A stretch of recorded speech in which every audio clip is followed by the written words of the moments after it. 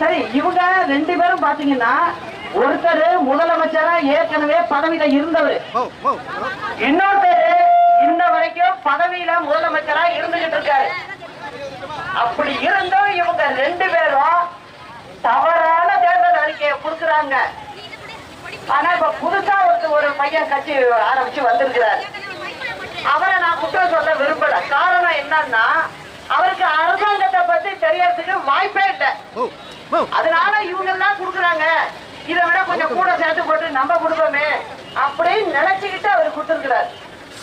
அவரு செஞ்சது என்னன்னா தெரியாம கொடுக்கறது. இவங்க ரெண்டு பேரும் தெரிஞ்சுக்கிட்டே கொடுக்கறது. இதுதான் உண்மையான நிலைமை. இந்த ரெண்டு பேரு மூணு பேரு எல்லாருடைய தேர்தல் அறிக்கையெல்லாம் பார்த்தனா எப்படி நினைச்சாலும் செய்ய முடியாது. இதை எப்படி கொடுக்குறாங்க? சரி, ஒருத்தர் புதுசு, அவருக்கு தெரியறதுக்கு வாய்ப்பு இல்லை. ஆனா இந்த ரெண்டு பேரு, ஒருத்தர் முதலமைச்சரா இருந்துகிட்டு இருக்காரு, ஒருத்தர் ஏற்கனவே இருந்தவரு, எதுக்காக இப்படி பொய்யா இப்படி மக்களை ஏமாத்தணும்?